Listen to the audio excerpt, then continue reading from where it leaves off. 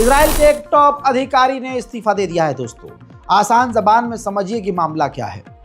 ये उस ग्रुप के हेड थे, उस ग्रुप के मेंबर थे जो इजराइल का ऑफिशियल ग्रुप हमास से डील के लिए बात कर रहा था। कैदियों को, अपने इजरायली कैदियों को आज़ाद कराने के लिए बात कर रहा था। उन सीनियर अधिकारी ने रिजाइन दे दिया है। वजह यह है कि ये डील हो ही नहीं पा रही थी और न डील पर बात हो रही थी और इन पर दबाव बन रहा था उन सेटलर्स के परिवार वालों का जो कैदी हमास की कैद में हैं। जो यहूदी लोग इजराइल की कैद में हैं, उनके परिवार वाले इनके ऊपर प्रेशर बना रहे थे कि भैया डील करो, हमारे बच्चों को, परिवार वालों को आज़ाद करा के लाओ। और ये सीनियर अधिकारी नेतन्याहू के प्रेशर में थे, क्योंकि नेतन्याहू बात ना कर रहा है, न वो करवाना चाह रहा है, न वो डील चाह रहा है। ऐसे में आखिरकार अपनी सरकार से तंग आकर सीनियर अधिकारी ने रिजाइन दे दिया। उधर मेरे दोस्तों, बुरी खबर यह है कि UNRWA को, अंतर्राष्ट्रीय संगठन जो फिलिस्तीन के लिए बनाया गया, उसको बंद कर दिया है, बैन कर दिया है इजराइल ने। जिसके बाद अब न गाजा, न इजराइल, न लेबनान, कहीं UNRWA मदद न पहुंचा सकता है, न मदद के लिए वहां जा सकता है। पूरी तरह से UNRWA को बैन कर दिया है और इजराइल ने कहा है कि UNRWA के अलावा हम अंतर्राष्ट्रीय दूसरे ग्रुप और संगठनों से बात कर रहे हैं कि इसकी जगह कोई और संगठन गाजा में मदद कर सके और ह्यूमैनिटेरियन काम कर सके। लेकिन तब तक के लिए UNRWA आ ही नहीं सकता है गाजा के अंदर दोस्तों, और ये इजराइल का षड्यंत्र है ताकि पूरी तरह से गाजा और लेबनान के लोग तड़प कर बिना मदद के मारे जाए। मेरे दोस्तों, इजराइल ने 2 अपने ही मुल्क के यहूदियों को गिरफ्तार किया है। ये उन्हीं ने वीडियो जारी किया है। वो दोनों इजरायली लोग जो हिजबुल्लाह के ड्रोन और हथियार और रॉकेट थे, जो ड्रोन दागे गए थे हिजबुल्लाह के द्वारा और रॉकेट, और जो फटे नहीं थे, उनको इकट्ठा करके गाड़ी में डालकर कहीं लेकर जा रहे थे। उन दोनों यहूदी को गिरफ्तार कर लिया गया है इजरायली पुलिस के द्वारा।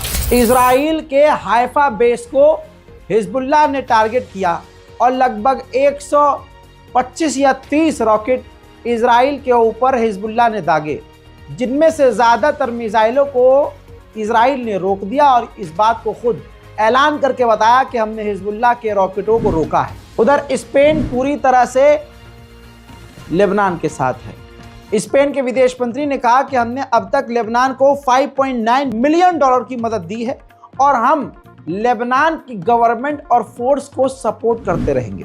मेरे दोस्तों, आइए अब अगला विजुअल दिखाना चाहूंगा। ये देखिए, भारी मात्रा में लेबनान के लोग सीरिया का बॉर्डर क्रॉस करके बमुश्किल सीरिया जा रहे हैं। लेबनान में अब कोई जगह ऐसा लग रहा है कि सेफ नहीं है, जिसके बाद आप देख सकते हैं लोग लेबनीज अपना मुल्क छोड़कर सीरिया फरार हो रहे हैं। वहीं UN ने मांग की है तमाम देशों से कि तमाम देश इजराइल को हथियार देना बंद कर दें, क्योंकि गाजा के अंदर इजराइल ने सारे के सारे वॉर क्राइम की हदों को पार कर दिया है। वहीं हैवानियत की इंतहा हैवान ने पार करते हुए खुद अपनी हैवानियत का सबूत दिया और इकरार किया। अमेरिका ने कहा कि नॉर्थन गाजा में कोई भी मदद अब नहीं पहुंच रही है। उसी तरह से उसी नॉर्थन गाजा में जहां अमेरिका ने भी कंफर्म कर दिया कि एक भी मदद नहीं पहुंच रही है, उसी नॉर्थन गाजा में 1 लाख से ज्यादा लोग फंसे हुए हैं। अब मेरे दोस्तों, इजराइल की हैवानियत देखिए। ये इजराइल का वो बुलडोजर है जो कुछ ही सेकंड में बड़ी से बड़ी इमारत को तबाह कर देता है। इस बुलडोजर में ज़रा ध्यान से देखिए, गाजा और फिलिस्तीन के मकानों को जो तोड़ा गया है, उन मकानों में जो बच्चों के टेडी बियर थे, उन्हें निकाल कर इस बुलडोजर पर लटकाया गया है। वहीं इजरायली आर्मी के ग्रेजुएशन सेरेमनी भी बिल्कुल बैतुल मुकद्दस के दीवार के पास मनाई जा रही है।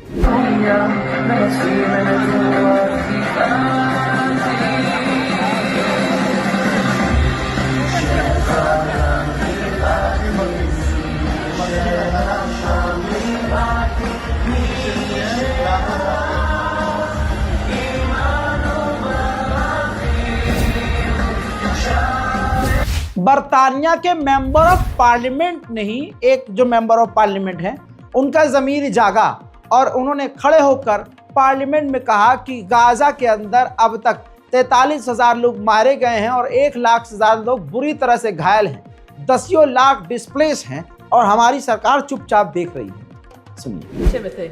Thank you, Madam Deputy Speaker. Today, as on other occasions recently, we've heard comments from the benches opposite that suggest that Israel is somehow conducting a war of annihilation, extermination, and of genocide. There is obviously much suffering in Gaza, and we all accept that, but this terminology is completely inappropriate, not accurate, and is repeated by the protesters and the lawbreakers who are intimidating British Jews, as we saw again this weekend. So will the Foreign Secretary take this opportunity to say that there is not a genocide occurring in the Middle East? Foreign Secretary. These are quite properly legal terms that must be determined by international courts. But I do agree with the Honourable Gentleman. Those terms were largely used when millions of people lost their lives. Israel लगातार तमाम लोगों को बल्कि target करके भी मार रहा है। एक और खिलाड़ी, फुटबॉल खिलाड़ी को इजराइल ने बमबारी में मार डाला है, वो भी उनके पूरे परिवार के साथ। जो कहा था मैंने वही हुआ। सुनिए एक और खबर यह है कि सीज फायर की बात भी नहीं होगी अब जब तक अमेरिका में इलेक्शन नहीं हो जाता। आईडीएफ का एक और फौजी गाजा के अंदर हमास के हाथों कत्ल हुआ है और इसके अलावा 20 बुरी तरह से घायल हुए। वही मेरे दोस्तों, ये तस्वीर देखिए, गाजा के घरों को तबाह करके गाजा के घर वालों को ही वीडियो और फोटो उनके घर में बैठकर बनवा कर खिंचवा कर सोशल मीडिया पर शेयर करके गाजा और फिलिस्तीन के समर्थकों को चिढ़ाने का काम आईडीएफ बखूबी कर रही है। मेरे दोस्तों, उधर साउथ अफ्रीका ने बहुत बड़ा काम किया। साउथ अफ्रीका ने इंटरनेशनल क्रिमिनल कोर्ट में इजराइल के खिलाफ 750 पेज के पूरे एविडेंस सबूत पेश किए हैं। एक बार फिर से इराक के लड़ाकों ने इजराइल के ऊपर ड्रोन लॉन्च किया है, उसका वीडियो जारी किया है। इसी तरह से हमास ने भी एक वीडियो जारी किया है जिसमें उन्होंने दिखाया कि हमने इजराइल के एक टैंक को निशाना बनाया है। वहीं बर्तानिया में इजराइल के खिलाफ फिलिस्तीन और लेबनान के समर्थन में प्रदर्शन जारी है।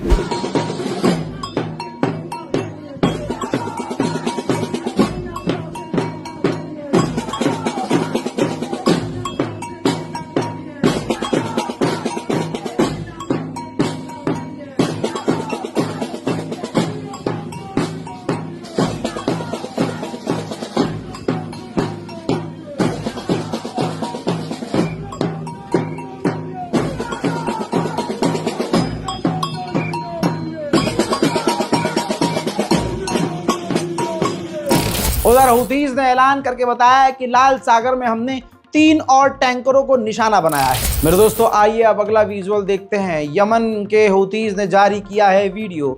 समुंदर के अंदर हुतीज संगठन ने खतरनाक ड्रिल की है। इस ड्रिल के दौरान समुद्री खतरनाक ड्रोन भी यमन के हुतीज ने दिखाया है। अब मैं भारतीय मीडिया के मुंह पर पेशाब करूंगा और आप मेरे साथ करेंगे। दोस्तों, ये भारतीय मीडिया पूरी दुनिया में भारत का नाम खराब कर रहा है, इसीलिए इसे मूत मीडिया अब कहना चाहिए। गोदी मीडिया का लेवल तो इन्होंने पार कर दिया है, ये तो अचीव कर चुके हैं अवार्ड। यहाँ ये तो गोदी मीडिया है, लेकिन अब इन्हें मूत मीडिया कहना चाहिए। मतलब वो पेशाब की भी वैल्यू होती है। अरब के एक मीडिया ने ये वीडियो बनाया 3D, कोई भी 3D एनिमेटर ये बना सकता है, और ये इजराइलियों का मजाक उड़ाते हुए वीडियो बनाया गया तानेकशी में, क्योंकि इजराइल कहता है कि फिलिस्तीनियों के घरों में और लेबनान के और गज़ा के घरों के अंदर हथियार होते हैं, आतंकवादी होते हैं, उनके पास ड्रोन होते हैं, घरों के नीचे उनके पूरे बेस होते हैं आतंकवादियों के। तो मजाक उड़ाते हुए कि हर इजरायली अपार्टमेंट के अंदर, हर इजराइल के घर के अंदर, यहूदियों घर के अंदर फाइटर जेट, मिसाइल और न जाने क्या क्या होता है। अरब के सोशल मीडिया ने इस तरह से इजराइल को जलील करने की कोशिश की। अब इन गोदी मीडिया वालों ने इतना सीरियस ले लिया, ये पेशाब के नशे में तो रहते हैं ससुरे। कि इन्होंने TV9 भारतवर्ष सबसे आगे है इसमें। ये देखिए, TV9 भारतवर्ष ने उस अरब के सोशल मीडिया से उस वीडियो को उठाया और बड़ी ही सीरियस रिपोर्ट बना दी कि आम लोगों के घरों में IDF ने हथियार रखे हुए हैं। इजराइल के लोग इतने एडवांस हैं कि आम यहूदियों के घरों में फाइटर जेट, मिसाइल, ड्रोन सब है। मेरे दोस्तों, ये मूत मीडिया का लेवल है। और दोस्तों, ये इतनी सी खबर को इतने VFX के साथ सुअर के बच्चे बताते हैं, ये ऐसा साबित करने की कोशिश करते हैं कि भाई साहब ये खुद वहां पर खड़े हुए हैं। पीछे लगता है ग्रीन स्क्रीन, VFX के सस्ते आर्टिस्ट को बुला लेते हैं। जो VFX छोटे छोटे बच्चे अभी अब करके निकलते हैं, बिना एक्सपीरियंस वाले, कॉलेज से ही सीधा रिक्रूट करके रख लेते हैं और वो बेचारे बच्चे सारा एक्सपेरिमेंट इनके चैनल पर करते रहते हैं। फाइटर जेट, एंकर यहाँ खड़ा हुआ है, फाइटर जेट के पिछवाड़े से निकलता हुआ बाहर आएगा। एंकर यहाँ पर एंकरिंग करेगा, यहाँ पर एकदम भागा, ओ माय गॉड। एंकर यहाँ पर एंकरिंग कर रहा है, ऊपर से बम गिरेगा, धपाक, मुंह के आगे से फाइटर जेट शूं, फिर पीछे से शूं। अब देख रहे हो, ये करता है। ये गोदी मीडिया की असलियत। इजराइल के द्वारा लाखों फिलिस्तीनियों को मार डाला गया है, कई देशों को बर्बाद कर दिया गया है, छोटे छोटे बच्चों के लाश के टुकड़े हो जाते हैं इजराइल की बमबारी में। तो ऊपर से ये हंसते हैं इजराइल के सैनिक और इजरायली।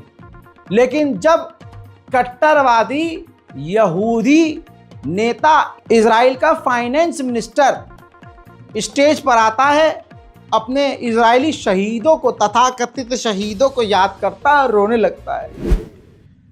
בימים האחרונים אנחנו רואים, קוראים ושומעים סיפורים קורעי לב על הנופלים, בתוכם הרבה מאוד חיילי מילואים, מבוגרים.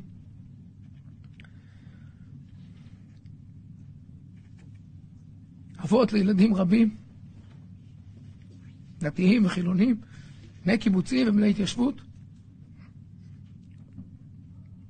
מלוויה ללוויה, משבעה לשבעה.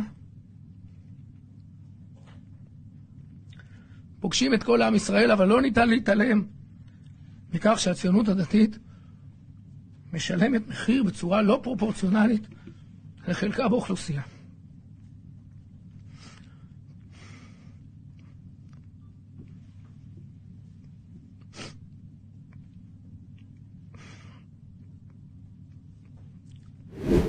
मेरे दोस्तों, आयरन बीम इजराइल ने बनाकर तैनात करने का फैसला कर लिया है। लगभग $536 मिलियन इस iron beam air defence system पर खर्चा किया है इजराइल ने और कहा है कि 2025 के आखिर तक इसको तैनात कर दिया जाएगा। उधर बड़े बड़े ऑथर और पढ़े लिखे लोगों ने, लगभग 1000 लोगों ने इजरायली कल्चर इंस्टीट्यूशंस का बाइकआउट किया है। जिन इंस्टीट्यूशन में इजरायली कल्चर पढ़ाया जाता है, जिन कॉलेज में इजराइल को फॉलो किया जाता है, वहाँ 1000 लोगों ने अपना उससे किनारा कर लिया है, बाइकआउट किया है। गाज़ा और फिलिस्तीन की मदद के लिए इस बारकोड का आप इस्तेमाल कीजिए, इस रिपोर्ट को शेयर कीजिए, दुआओं में याद रखिए, दुआ कीजिए कि पूरी दुनिया से जंग, तबाही, बर्बादी खत्म हो और पूरी दुनिया में शांति और अमन आए। आमीन। मेरे दोस्तों, इस रिपोर्ट को शेयर करते हुए अपनी राय कमेंट में जरूर लिखिएगा। मैं हूं रजा और आप देख रहे थे रजाग्राफी अनस्क्रिप्टेड। जय हिंद।